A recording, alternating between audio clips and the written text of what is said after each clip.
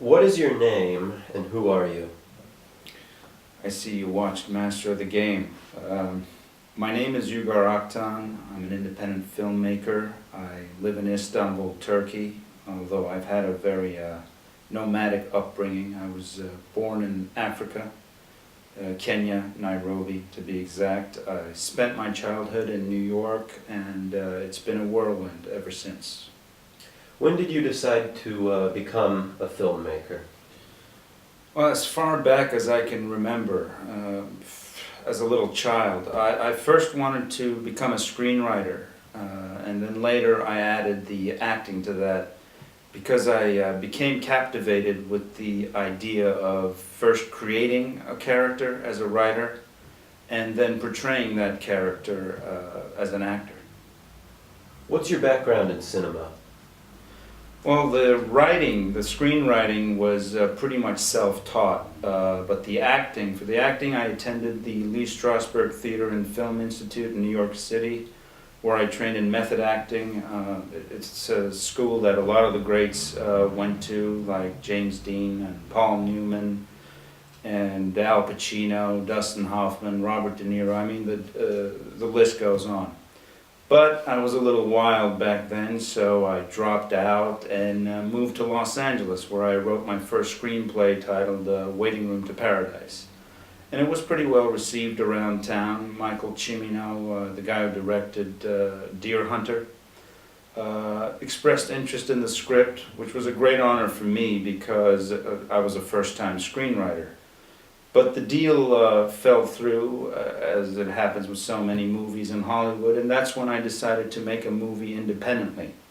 So I wrote a screenplay called Master of the Game, which is a World War II psychological thriller / drama. And I wrote it, I played the lead in it, and I produced it. And it was an incredible experience. It won several awards in festivals throughout the U.S., and garnered some pretty good reviews, and finally it was released in New York City at the Quad Theater. After Master of the Game, there's about a 10-year period where you simply sort of disappeared. You stopped making movies. Why is that, and what were you doing during that time? Well, I was very exhausted after that whole process, and also a little disillusioned because that was at that time it was the height of the independent film craze, where everybody dreamed of creating a masterpiece on their own and getting it into Sundance and being picked up by Miramax for a multi-million-dollar distribution deal and living happily ever after. And I kind of was hoping the same would happen with that movie, but when it didn't, I was sort of disillusioned. As I said, I'd been at it for over 2 years. It was exhausting, and so I just walked away, and I was sort of lost. I went from place to place and job to job, but essentially I did nothing. Well, you weren't exactly doing nothing.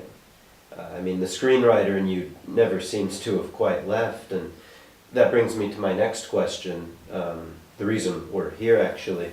There is, as I understand it, an extraordinary story behind the film you're currently about to shoot.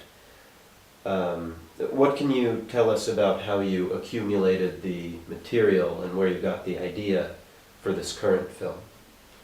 Well, that was quite by chance. I didn't intend for that to happen. Over the course of time, I came across 3 different yet very interesting people who had very compelling life stories.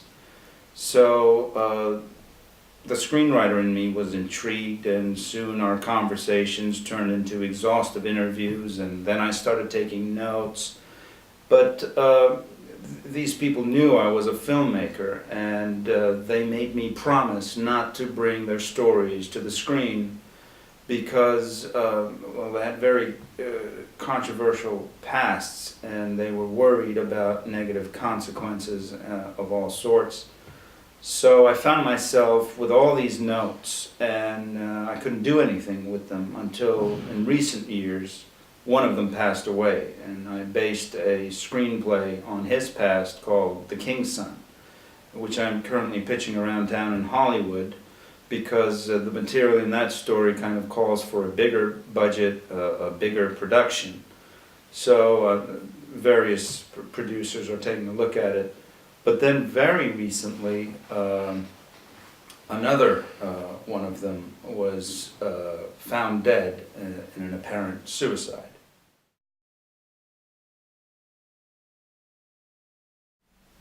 Apparent suicide. What can you tell us about that?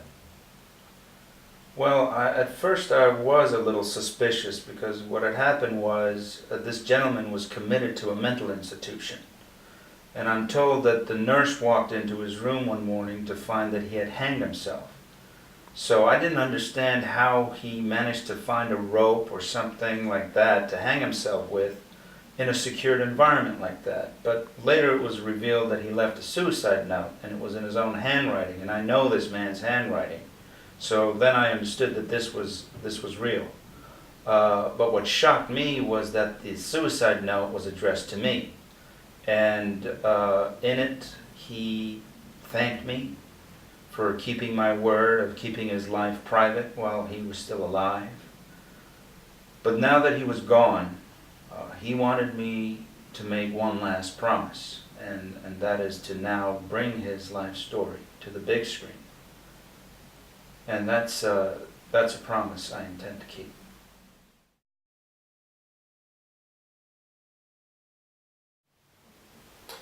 On a much lighter note, what's the budget for this film?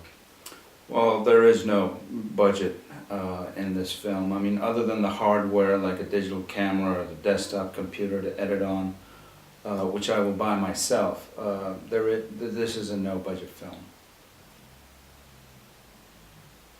Are there any stars in the movie? What can you tell us about the cast?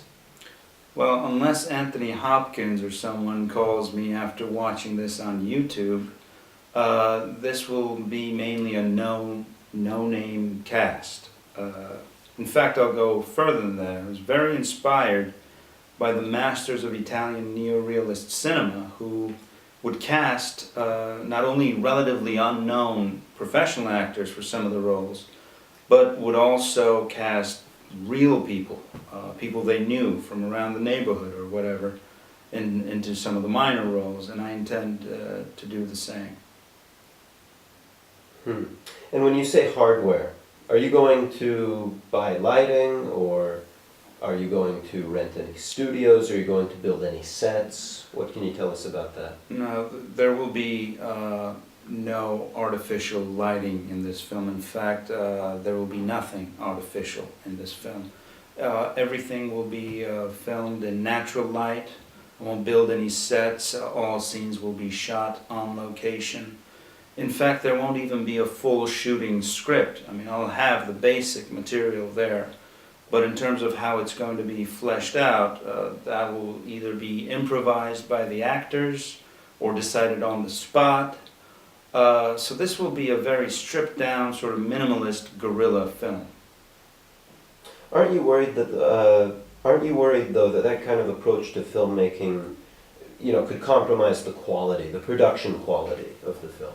Well, I'm a big believer in an intuitive sort of filmmaking, and instead of mapping everything out, planning everything right down to the last detail, it should be more inspirational and intuitive. So any of the flaws or so-called imperfections that arise from that, I think really adds a kind of realness to it. So what you call compromising, I would actually welcome as authenticity.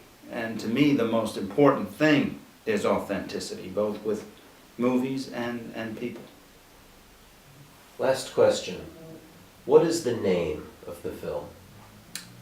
Wave Man. It's Wave Man.